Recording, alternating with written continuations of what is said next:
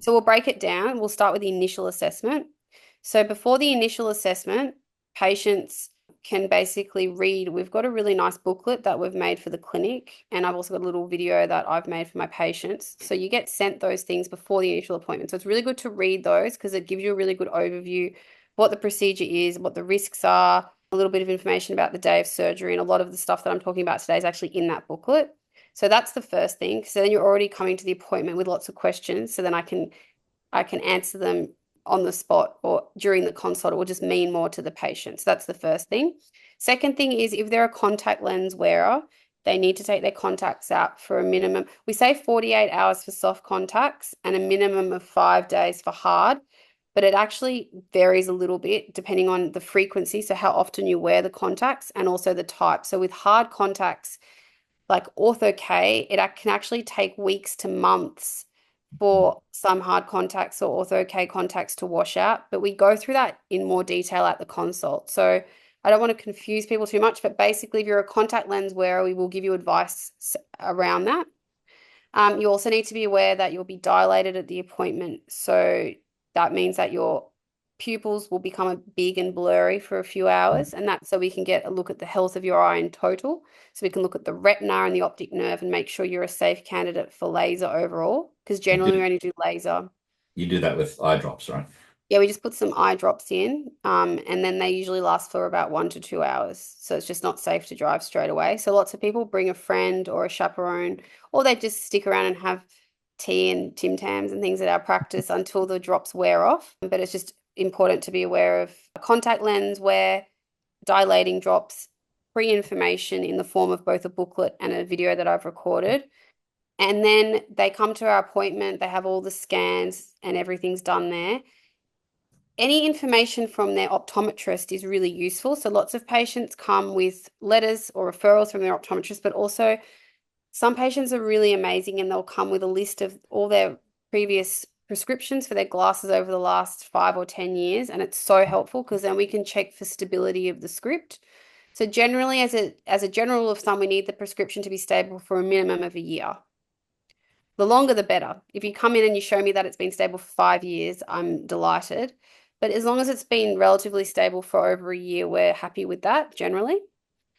And then you'll have your assessment with the optometrist or one of our ophthalmic technicians first. So that's usually our free assessment. And then if you look like you're a candidate based on that, then you're booked in with a consult with me or one of the other two refractive surgeons. And then we go from there. And that's when we work out kind of which is the best procedure for you. Then when you get to surgery day, so say you've had your assessment with one of the surgeons, we've worked out that you're good for Smile Pro.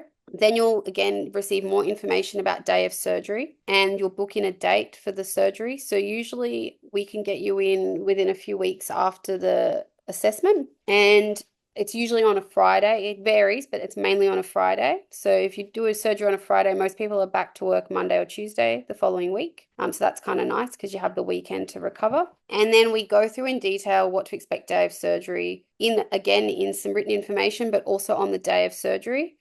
And essentially, briefly, it's basically your eyes are numbed with some freezing drops.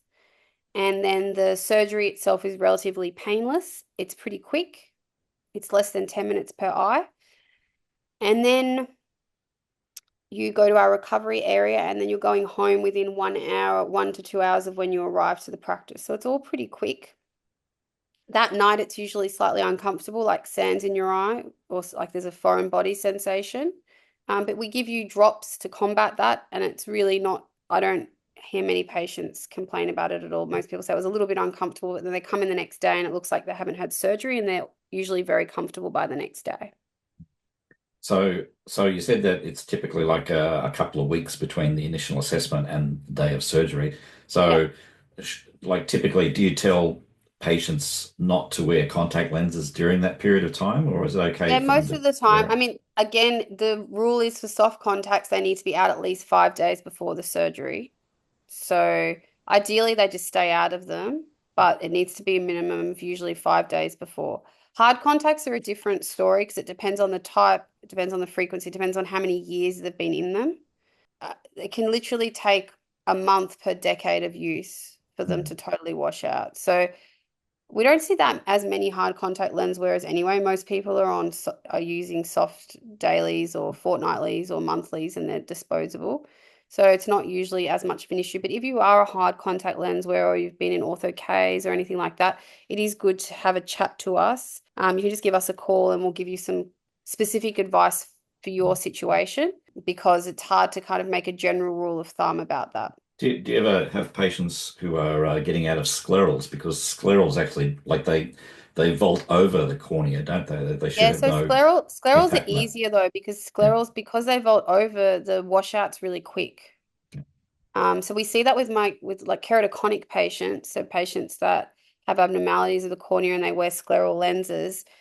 When you're monitoring them with corneal tomography or pentacam scans, if they keep their sclerals out for a day or two before the appointment, you usually find it's quite accurate. So because of the vault with sclerals, it's actually different again. This is why I'm saying hard contacts are a little bit of a different story compared to soft. So just best to get individualized, your individual story, and then we can work out when to take them out safely before surgery.